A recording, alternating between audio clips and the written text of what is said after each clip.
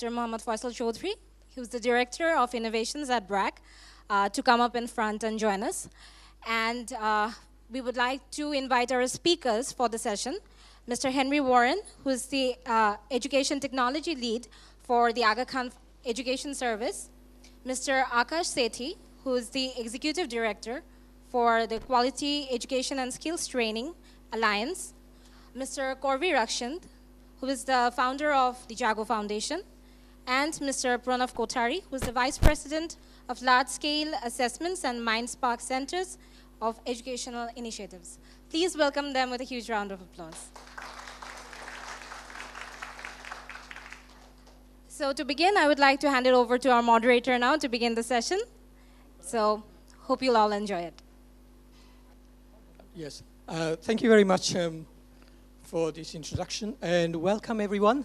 And it's really nice to see you here in this hopefully very lively session where we can have an interesting presentation about TechOver, which is rewiring the education system.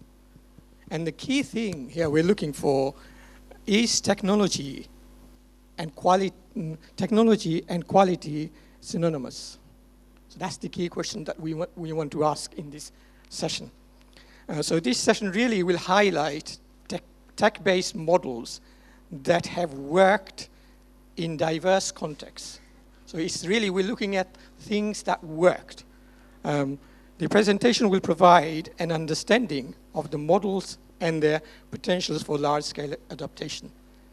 So as you know, just briefly, a couple of minutes, a lot of people question about technology, whether there is a pros and cons of technology. One sees on the point of view that technology is good for it.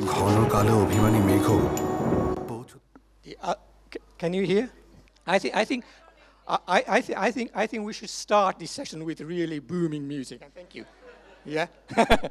So the key thing is really, on one side, is technology is really making progress, and the other side, technology has a negative impact. So if you can imagine in future, for example, in the case where you don't need a school teacher. So think about it, okay? So with this respect, I'd just like to introduce the panel. Firstly, I think we have here Henry Warren, who is from Aakash Education Services, Lancaster University. And I think Henry has built an exciting organization for projects and software that has very high impact in terms of education. And his specialty is in terms of disruptive digital businesses. Aakash actually graduated from economics at St. Xavier College in Ahmedabad. Then I have here, who is on the sitting opposite here, is Ravi Ruxin. Ravi Ruxin is a really, really inspiring guy. At the age of 21, he has actually started to do something about education. And he has been educated in London, and then he's decided to come here to make impact. And he established a foundation called JAAGO Foundation, which really reaches out people to create skills for impoverished children. And mainly, I presume that is in Bangladesh at the moment. And I also have here from Pranav Kothari. Yeah, sorry if I can't pronounce his name properly. He is graduated from Georgia Institute of Technology with BTech, as well as MBA from Harvard. So he has really, is currently a domain architect in a company called Large Scale Education or Education Incentives, EI. And so I think he's also worked in something like Mindspark products. So he has a lot of experience in this area of technologies that are being used for education purpose. So without ado, I would like to sort of introduce in a sequence, I believe it's Aakash who's going to be presenting something in your presentation. Good morning. I'm still kind of reeling on the time.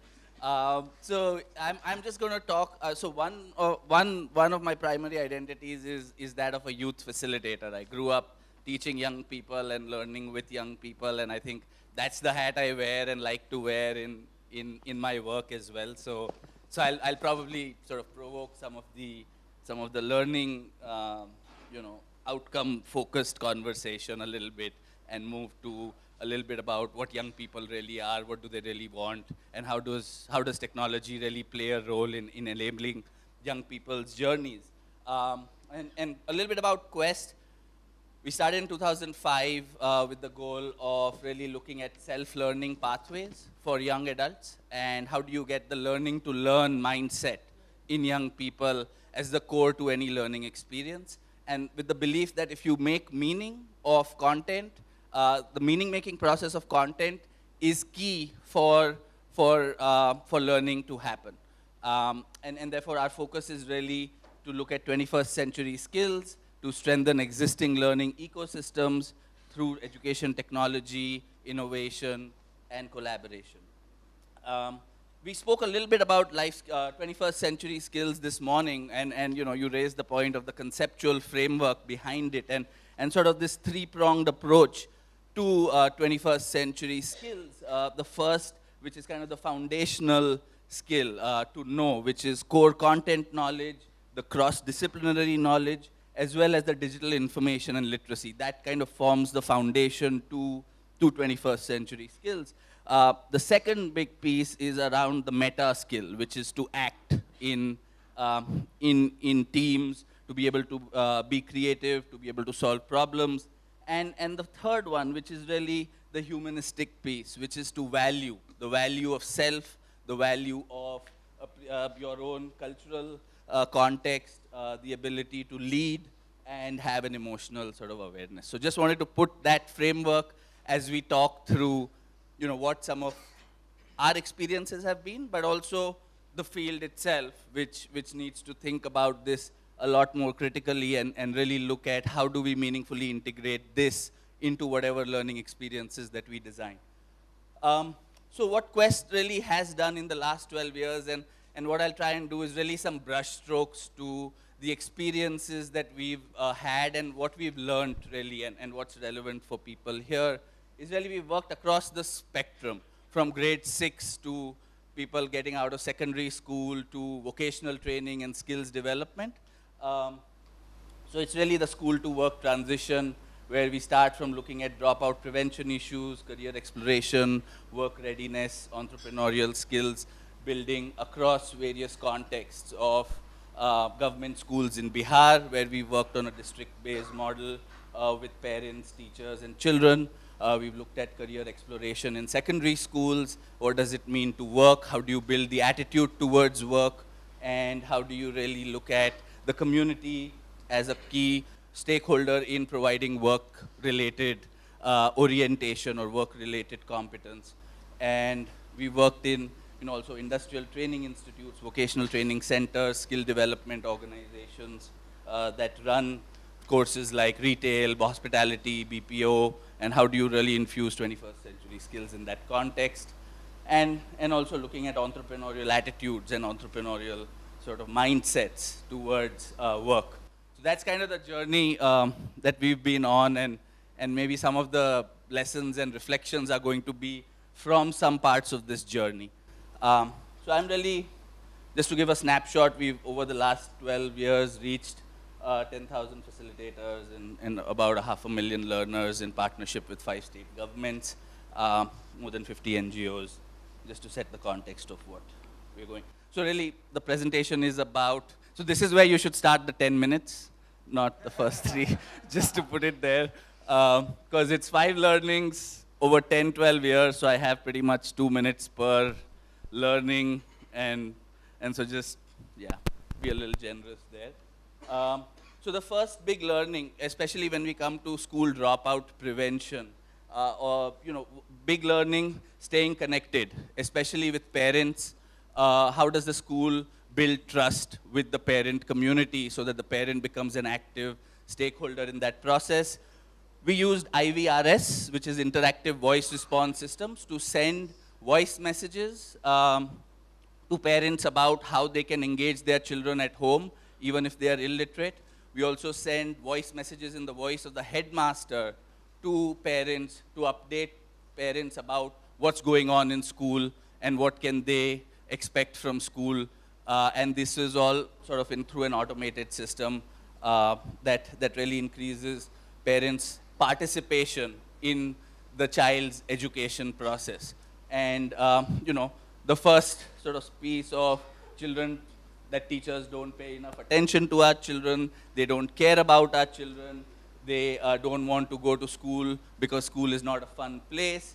How do we really, build a parent engagement experience through various channels? So technology was just one channel. We built board games for parents to come to school and play with their kids, take those games home. So there were multiple channels where sort of parents, where we ran a randomized control trial over a 3-year period and looked at how the socio-emotional engagement increased, where children's perception towards parents improved around around the social emotional side. Parents got more involved in school-based activities, which means they came to school, did different things like take small classes and work on various aspects of the child inside the school. The second big learning, and I think that's something we spoke about a little bit, this whole idea of tech to teach, which means how is the teacher or the educator being involved in building 21st century skills. And really the focus there is how do you build a continuous professional development mindset in teachers. Because without that, you cannot expect that to come to the learner. So in that, we really looked at technology to enable learning process and not necessarily just dissemination of content, which means how do you make teachers researchers in their own classrooms? How does technology really provide that trigger for them to question their own assumptions about students, about learners, to be able to analyze some of their own learners and what they are all about, and reflect on that learning through online learning programs, through blended learning.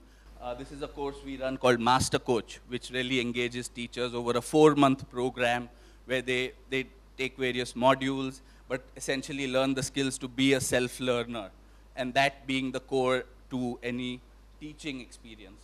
We built toolkits around life skills, career guidance for school teachers or for entry-level facilitators who do not otherwise understand life skills themselves, so that they can start understanding, reflecting on life skills and start delivering it. So it's not student-facing content, it's a lot of teacher-facing content, which teachers use for their own understanding and for delivering a learning experience to the classroom. So blended learning for teachers has been a big sort of experience to focus on for us. And really then building communities with teachers and really getting them to solve each other's problems as opposed to, two people sitting and doing everything for them. So Trainer Tribe is a community which has about 500 teachers right now, but it's a 6-month-old sort of initiative, but we are looking to grow that as a place for continuous ongoing development for teachers. The third lesson is been around, design for self-learning or blended learning in some cases. The content needs to really be allowing for students to really learn from each other, get continuous feedback. They need to be able to produce digital artifacts and not just consume a one-way kind of input. And how do you really look to set the learner up for success through those kind of design? So that's where I question the idea of learning outcomes as the core. Where is the room for failure? Where is the room for iteration for a learner that really brings their ideas to life without necessarily, preconceived sort of standards that kill creativity, that kill thinking skills, and all that they do is fear, what I am supposed to do is pass this exam, versus what I should really be focusing on is trying new things, getting more inputs and feedback from different people that will help me understand what I'm doing better. So we built out about 300 hours of digital self-learning content, about 120 hours of classroom-based board games and and activities that can really help learners practice some of the skills that they're learning online. So we really move from the idea that the learner is someone who I need to teach, to the learner who drives what they want to learn every day, and they come to class to practice and apply what they are learning, as opposed to, coming and sitting on lectures. So that's where we, help learners, especially the digital literacy program, build sort of game design skills or even storytelling skills, which really allow them to code without necessarily learning the coding language. So MIT's Scratch-based software that we use to, build some of these skills. These are relevant across schools, so we work in high schools, vocational training setups across the board. The fourth big learning is, distribute offline, track online. So the big challenge with technology, as all of us know, is really connectivity, bandwidth issues that can, come in the way of realizing the power of digital. So what we've really done is looked at a low-cost content server, which really is around 3,500 to 5,000 rupees. And that content server distributes content in any context, whether it's a computer lab context, or if there is no computer lab and you just need a projector. If there's no projector, if you can plug it onto a TV. So there are various contexts through which a content server can distribute multimedia content while enabling performance tracking and analytics online. So we can track a lot of their school-based performance on students' assessment or teachers' use of technology in the classroom through this content server. And it really comes together in the form of the hub that Quest is building, which is all the online stuff, but really the insights and stories, which is really tracking and giving insights to teachers, giving insights to policymakers, or even school leaders around what is happening in the school, what is happening in the learning outcomes for children, and what's going on in teachers' minds. The fifth one, and the final one, is around breaking silos. So we all work in the educational system. We know that there are many different stakeholders involved, and we know that open communication channels in kind of this multi-layered system is really the core to breaking the trust deficit that happens between the practitioner, the teacher who is in the classroom, to a CRC in our context, who's the school leader or a school coach, to the district education official. How do you really bring them together to really learn from each other? That's really core for any innovation to succeed. And what we've done, some simple things there, is just sort of WhatsApp groups in India have worked really well, where everyone from the district administrator to a school teacher in a cluster are part of the same group, and there is a lot of cross-learning, cross-sharing that happens around various things that are going on in the cluster. You also use some data from schools to share it back with people to create some behavior economics between clusters. We also provide sort of recognition platforms, so identifying good practices at the cluster level, at the block level, and being able to recognize those, being able to facilitate cross-learning between schools, between teachers. That is a big enabler to adoption. So it's not saying that we will tell you what to do, but we'll really recognize what's going on and facilitate that process of learning with each other. And therefore, just two more slides. Is that? Yes, I'll just wrap it. So one is blended learning works. So all of you who are asking about blended learning, invest in it, but invest in it from a teacher and training perspective and not just from a content perspective. The second is community and recognition are key drivers, which is reinforce the identity of the user, move them from an extrinsic-based motivation to intrinsic motivation, which is, why am I doing what I'm doing? How do I really make meaning of this? That's the key driver. And that technology is a great leveler, which means it breaks barriers of gender, ability, gives power to the learner to drive their own learning. People who are, slow learners learn a lot better when they get access to a non-judgmental piece of technology that they can keep going back to and asking and learning from, as opposed to, having to be in the fear of fear of asking questions. And therefore, sort of just the final slide in terms of what does really innovation mean. And I'll start with the last point there, which is that the learner is the innovator, which means that you can design fancy content, you can design fancy infrastructure, but till the learner is not making meaning of that, until we are not investing in that process, we will continue to find barriers to adoption for technology. So therefore, focus on the learner. The second is build systemic drivers, which means build champions in the ecosystem who will take this and integrate it. And finally, work with the community. Don't just stay in silos within our own organizations, but engage with the practitioner network, a funder network that will really bring out key thematic issues of priority, and that will really make us richer as a community. So yeah, that's... Okay, thank you very much indeed. On that note, I just want to just make one key point, that I think the final point, what you actually mentioned, is it is about learning, but it's not about technology. That's the key message. You know, technology is to be used for learn, but you don't spend too much time on the technology. That's the concept. So on that basis, has anyone got any questions to ask? In general, I have 2 minutes.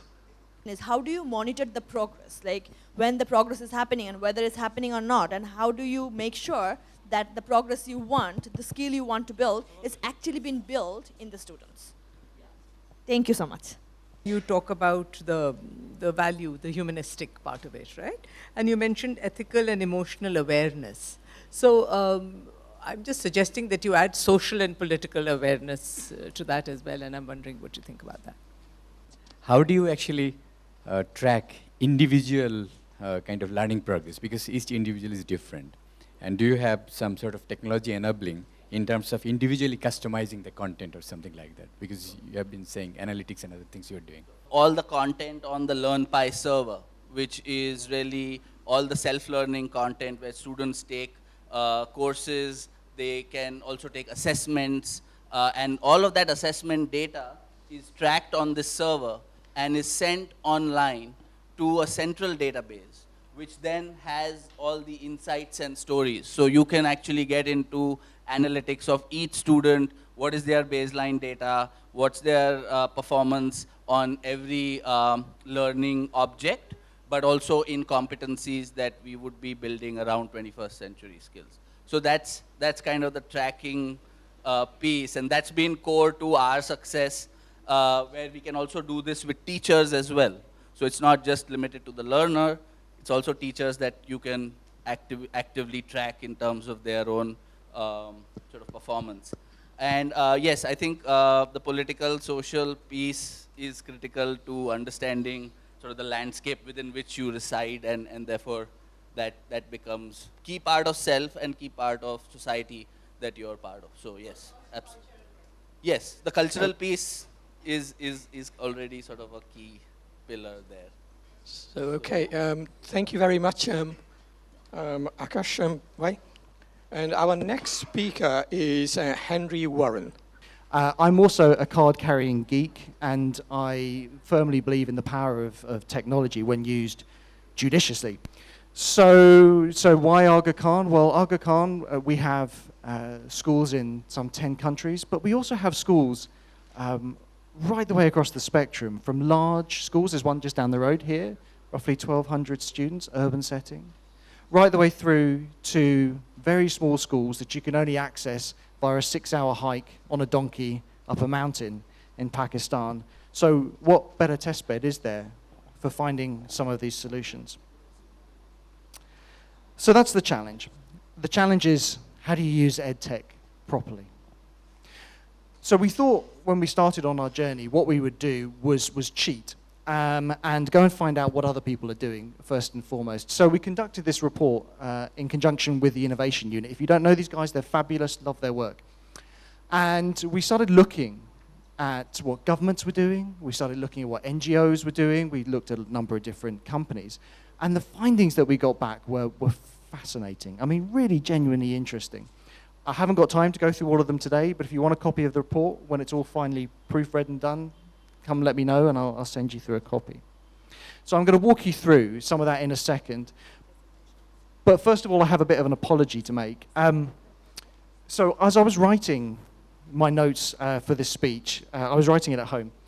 And I have a 6-year-old daughter. She's wonderful. She's my little warrior princess. She's brilliant. And she also terrifies me. And I was a little bit late to read her story at bedtime. And she came in with a big frown on her face and said, "Daddy, what are you doing?" I said, "Well, I'm writing a talk." And she said, "Okay, what's it about?" And I said, it's about frugal innovation." And she said, "Well, that sounds boring." And I said, "Oh, does it?" And she said, "Don't worry, Daddy, I'll help you." And so she did the slides for this. So I hope they make sense to you. If not, please blame my daughter. Right. We all like shiny things. So EdTech is an incredibly attractive proposition, and we are often blinded, all of us, to the actual efficacy of these tools. Quite often the conversation goes, "Oh, but if we just introduced these PCs or this whiteboard or that VR headset, surely education would be that much better." Well, in practice, quite often not. For every example that we looked at where there were positive outcomes, there were many more where, frankly, there was hardly any. 5 more minutes left. Okay, hardly. So you have to speed up. Okay. Otherwise, we're going to be here. Right. Okay, I'll try not to make sure my stammer doesn't kick in. Right then. So in that case, let's move on to the next slide. I'll go through it really, really fast. Okay. Awesome film if you haven't seen it already. So look, one of the biggest predeterminants of success was whether a project had actually set its purpose. So conversations that started along the lines of, how do we solve a problem like, actually worked out significantly better than ones that went, "Oh, I think we should have a whole load of whiteboards in our schools." So crucially though, what we found was that projects worked much better where they were addressing a local problem.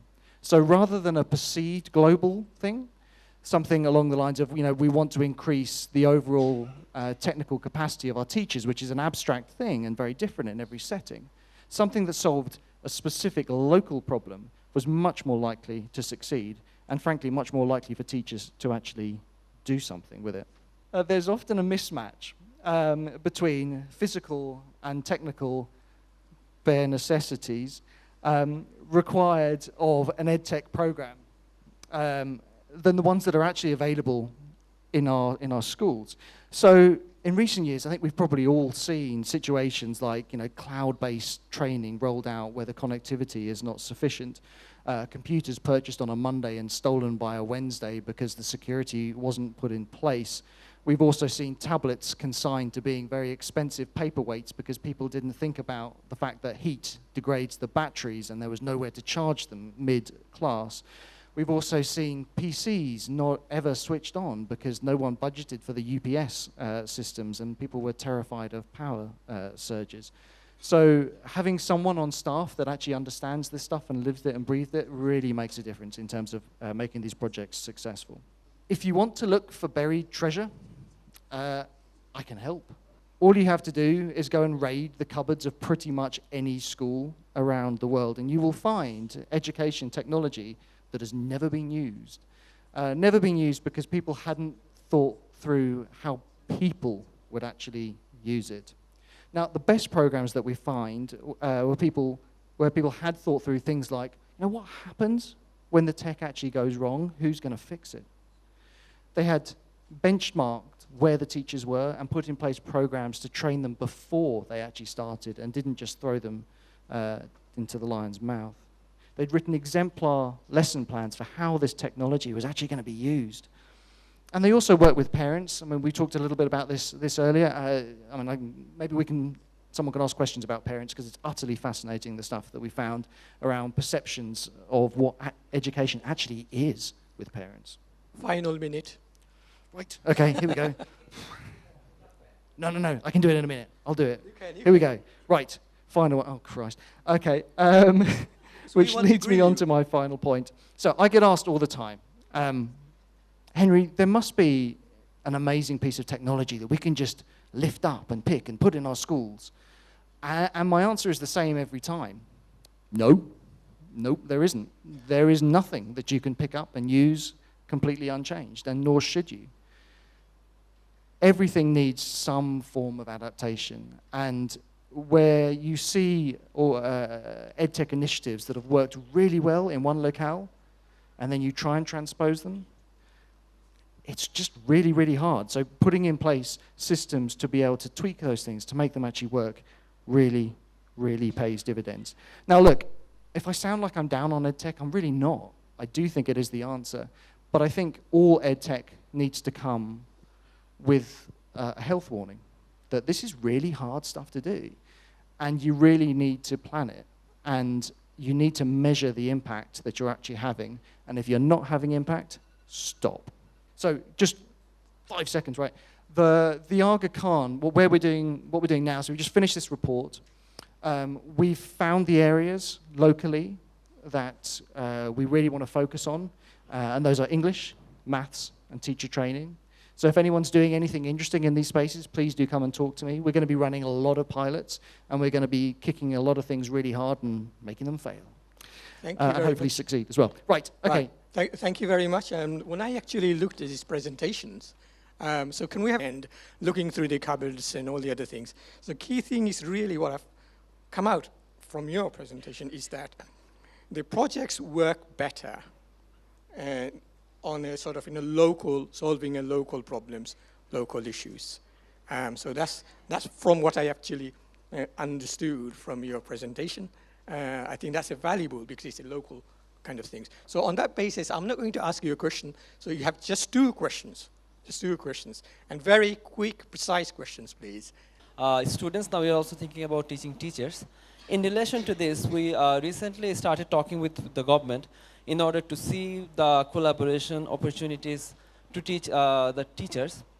But one of the key challenges that they have mentioned that we have to overcome is that very often people are not very eager to adapt with the technology. They sometimes do not want to shift from the traditional classes they are used to and using technology. And from your experiences, what would be some of the suggestions if you really want to make a smooth transition among people to take up technology more? This is what you're now doing, off you go. It's about gradually moving them into that. So a good example of that is the program that was called Teach for One in the US, and how they actually moved maths teachers towards a different paradigm.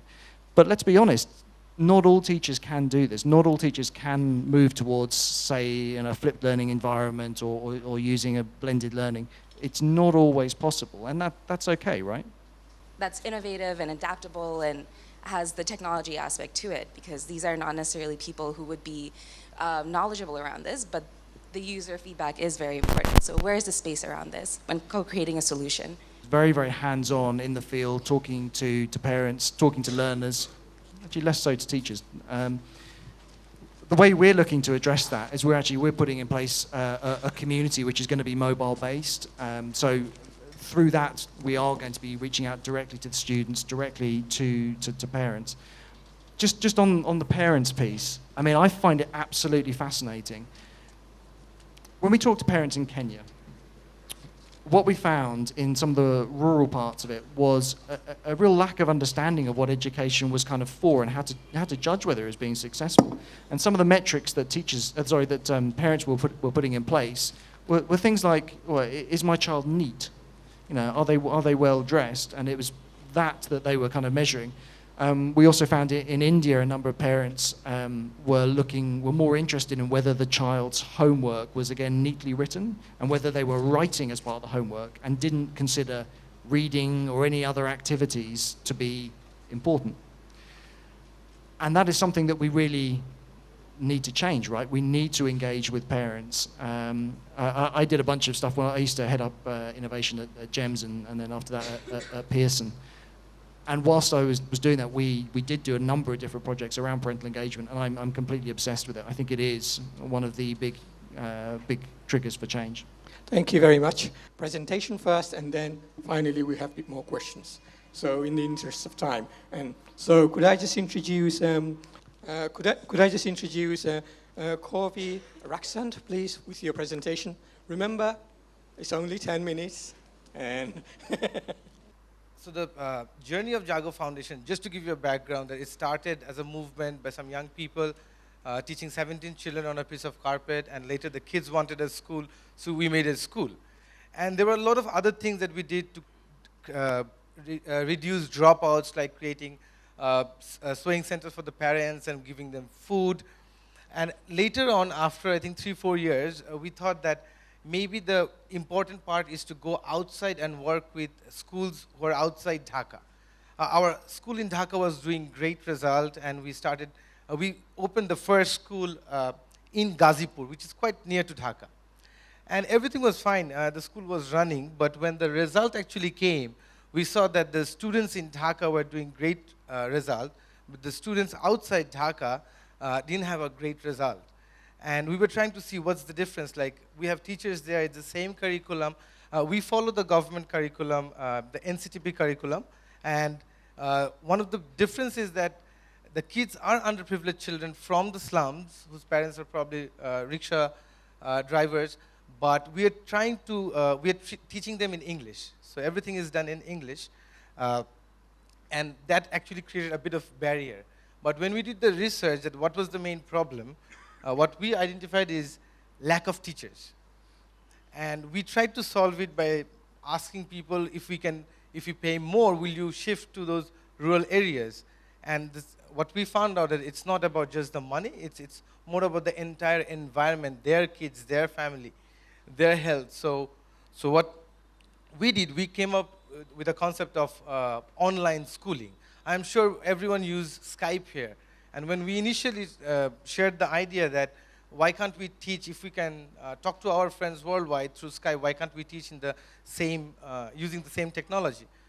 Initially, people didn't like it. People were like, this is something where we just talk. It's not possible. And later on, we also shifted from Skype. But what we did was we created the first online school. The idea of the online school is that teachers actually sit in the capital, and we have schools in the rural parts. And these teachers are trained teachers from Dhaka using a software. We have schools in the rural parts, and these are also proper schools trying to teach education. So we use the software from Cisco WebEx, which is a professional meeting software, and we're trying to get education. So this is a setup where the teachers sit in the capital and using the software, sitting in front of a computer, delivering the education. And this is a school in the rural part. This is a school in Bandurban where the indigenous people stay.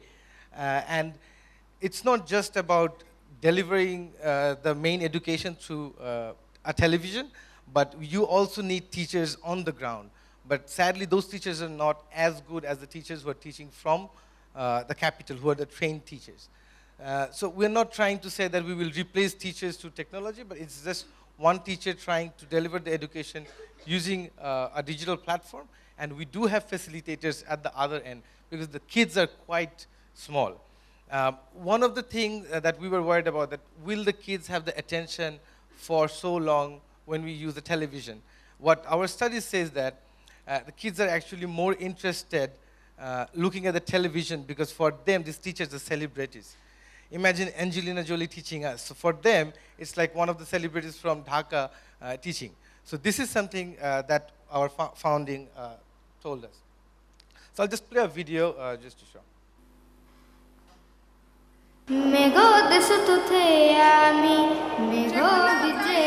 পাহাড় ঘেরা ছোট্ট গ্রাম, ছোট্ট শেখরে বাবার কাছে খাবার নিয়ে পৌঁছানোর আগেই পৃথিবী তার অক্ষের উপর অর্ধেক চক্কর দিয়ে দেয়। ঘন কালো অভিমানী মেঘ পৌঁছতে পৌঁছতে কান্না হয়ে অঝরে ঝরে পড়ে। ভোরের পত্রিকাটিও এখানে এসে পৌঁছতে পৌঁছতে দিন পার হয়ে যায়।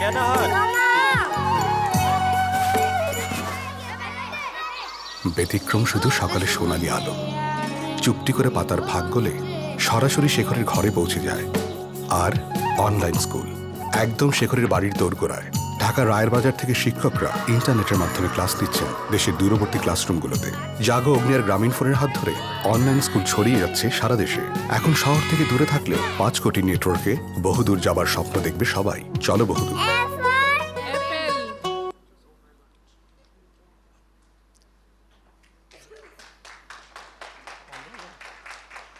This is just to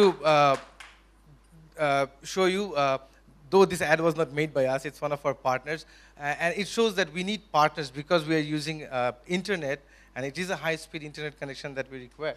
So we partnered with one of the biggest telecommunication company in Bangladesh. So in the last 10 years, what we did was we opened around 13 schools. We have around 2,500 kids who are getting education. Just to show you the remoteness is that we were one of the first schools to open inside a tea garden, which is providing formal education in Hobiganj. We have a school in Teknaf, which is at the border, and then you have got schools in Bandarban where indigenous people stay.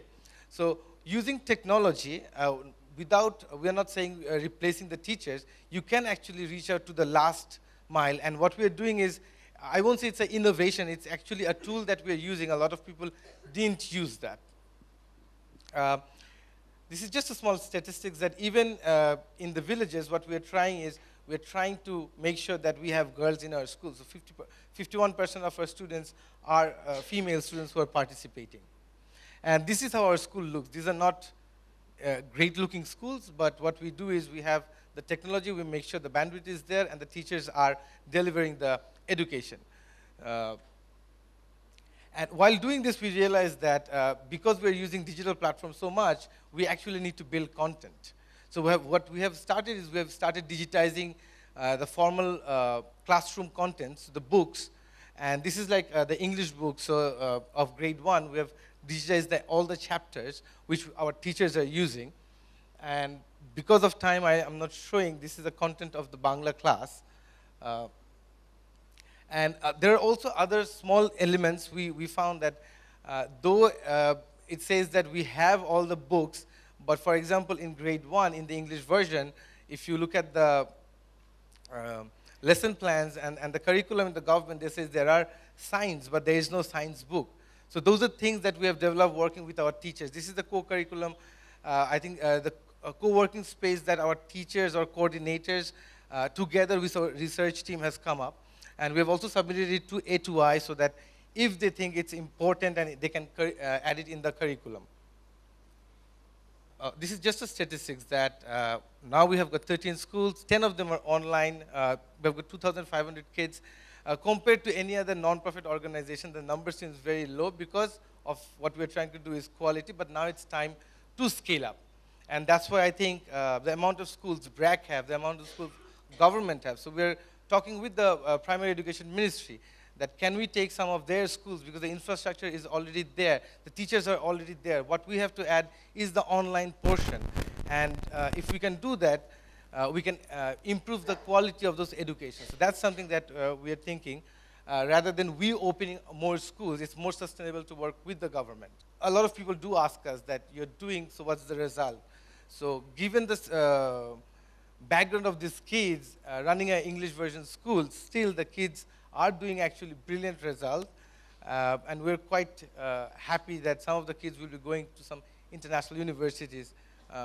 One of our students whose father is a rickshaw puller will probably go to one of the universities in UK. So that's the power of the quality education that we're trying to take. And I'm going very fast because... Thank you, final minutes.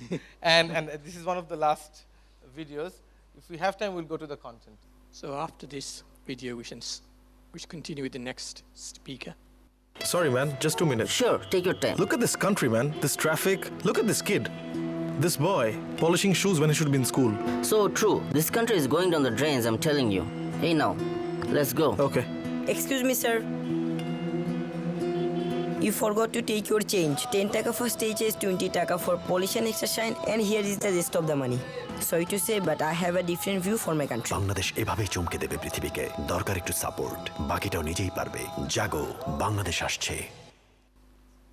So we believe that we have started something, and the background of JAAGO is basically we are not a donor-funded organization. people sponsor children here. It's a homegrown organization set up by some young people in Bangladesh and now supported by you all. And if we can actually take this model with organizations like BRAC and the government, I think this can enhance what is already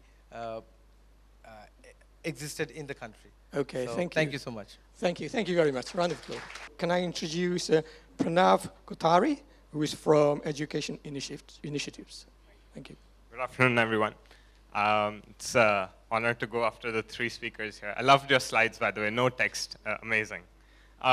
So in this session, I'm just going to quickly talk a little bit about the science of learning before we come to sort of education, why we think that's important, and how we're trying to create a public good where any technology that's integrated into the government schools, there's a process document, there are learnings that are documented that's available to everyone, which allows all of us to use our own technologies in different schools.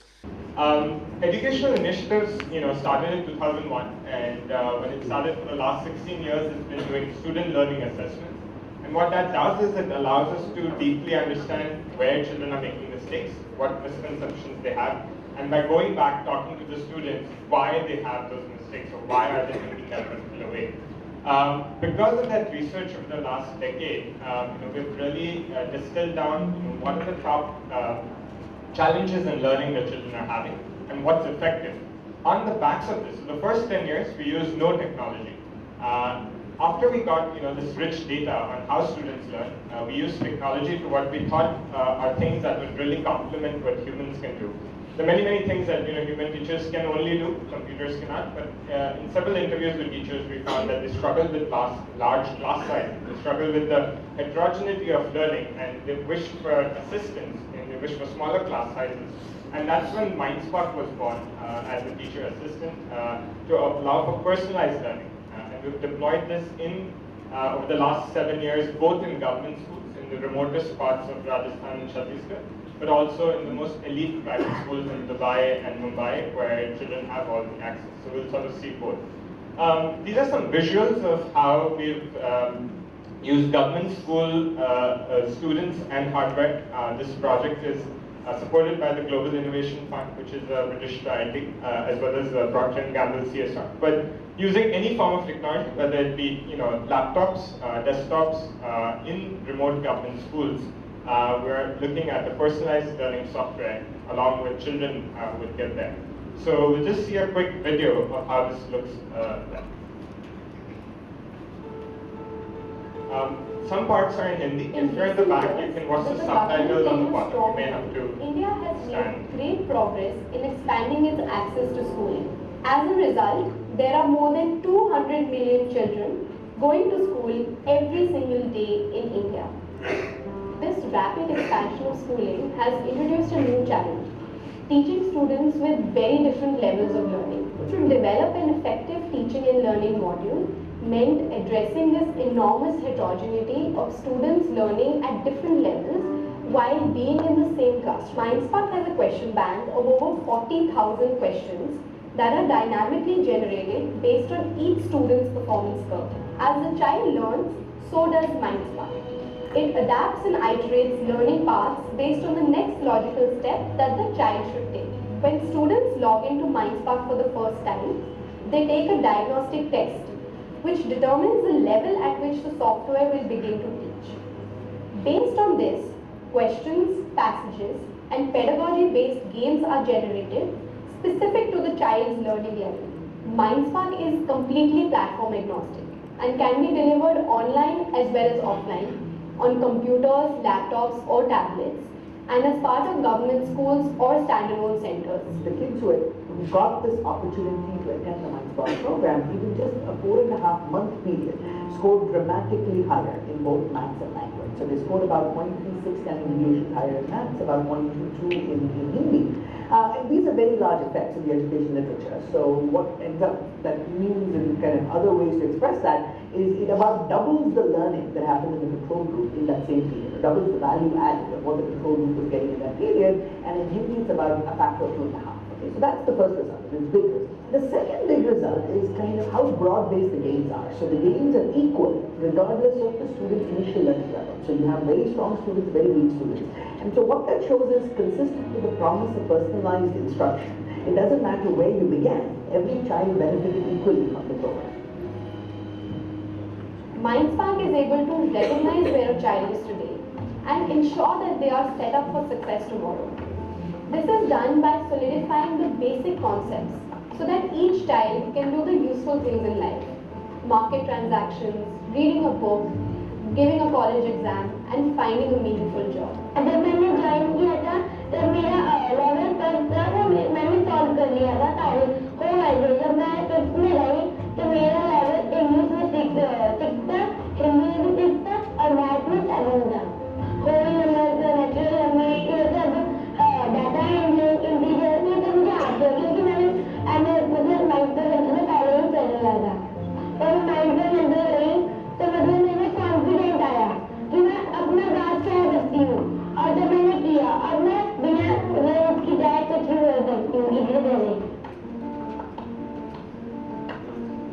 जो शिक्षक हैं, जो teachers हैं, जो subject teachers हैं, उनको पूरी मदद मिलती है। उनको student wise, skill wise report मिलती है जिसका इस्तेमाल करके वो अपने जो लेसन प्लानिंग है, उनका जो क्लासरूम टीचिंग है उसमें वो बदलाव कर सकते हैं और अल्टीमेटली जो बच्चों का लर्निंग आउटकम है उसको बढ़ा सकते हैं। हर बच्चे पे पर्टिकुलरली ध्यान देना वो थोड़ा मुश्किल होता है क्योंकि बच्चे ज़्यादा होते हैं। जैसे 60-65 बच्चों की अगर क्लास है तो हर बच्चे को उसके लेवल के अकॉर्डिंग सिखाना थोड़ा मुश्किल हो जाता है। तो यहाँ बच्चा अपने लेवल को जान के उसके अकॉर्डिंग सीख सकेगा।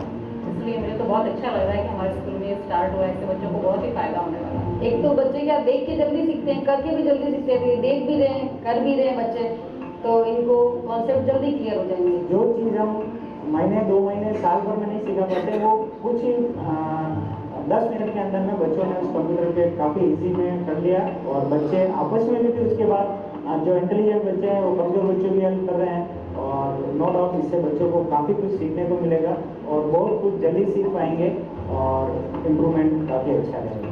तो मेरे को लग रहा है कि हमारे बच्चों की परफॉर्मेंस अच्छी होगी, इनका रिजल्ट भी और ज़्यादा अच्छा होगा। और जैसे हमारे स्कूल में रिजल्ट अच्छा हो जाता है तो मैं चाहती हूँ कि ये प्रोग्राम है आपको और स्कूल के अंदर भी लागू करना। What's I think promising and interesting about Mindspark is it's basically it's educators who have come to technology as opposed to technology folks who think that they're doing with education. So a lot of this program is in vernacular languages. So it is in Hindi, in Gujarati, as well as in English, depending on where the children are. And very much it's integrated into the school timetable. It's not additional time outside of the classroom. Like I said, I think the focus of this project is not just to grow Mindspark, but to capture every single process that we're learning. What do you do when you have more children than number of computers? What do you do when teachers are asking about how to finish their syllabus? Each of this is carefully documented and is going to be published online for any tech program anywhere in the world to decide how to integrate best into the school system. We talked, you heard a lot about the variation in student learning, but what you see here is, on the x-axis is students in grade levels 6, 7, 8, 9, and what is their actual learning level. So the world, wants the theoretical 45-degree blue line, which says that every 8th grade student is at 8th grade ability. And each of these circles is actually a student. So what you see is that in reality, students are at the equivalent of grade 2, 3, 4, 5, 6, very few at 7 or 8. And the red line is an average of that. So the average 6th grader is at the 3rd grade, the average 8th grader is at the 4th grade. But what's important to notice is the dispersion, right? So even if you're the world's most committed teacher, you're the world's best paid teacher, you're extremely intelligent and confident, but how do you teach to this, wide levels of learning? And that's where having an assistant like Mindspark, which is personalized, makes the teachers really productive. So it doesn't replace the teachers, it allows them to achieve much higher learning outcomes. Largely in this graph you're seeing is the software's ability to cater to, within grade 8 to give content that ranges from, grade 2 all the way to grade 8, depending on where the student is. And that's something that, technology can uniquely do as opposed to, or has a comparative advantage over human teachers. There are a lot of analytics that's built in for the block officer, the principal, all the way up to the principal secretary, of a particular state to monitor, on the metrics that matter both on usage as well as learning. So you can actually then call up the relevant people. And now technology is identifying who you need to call. So if you're managing 60,000 schools, which is what the principal secretary of a state does, you know exactly the 6 schools that you need to make a phone call for, congratulating for the highest usage, and the 6 schools where you want to help them grow. And a lot of this is very cost effective. The hardware only costs $8 to $10 per child per year, and any hardware is okay. We don't anyways make the hardware, whatever hardware the schools have. And the software at scale is only $2 per child per year. So literally put together, you're getting this at about 3 or 4% of the operating expense that the Indian government currently spends on per child per year. I will stop here because I've been stopped. Right, thank you very much. Can I have a round of applause? I'm really sorry things are being rushed, if you feel it's being rushed at the moment, but I have a message here for the next panelist. Someone has to catch a flight after this. So I think, we have to be pretty punctual to finish this. So unfortunately, if we don't have any time for questions or answers, I'm being told. So if any of you would like to stay here or speak over the lunch, you're most welcome to speak to them. I'm really sorry, there's no time, I'm being told, for questions and answers. Thank you. And once again, please, big thank you for our presenters.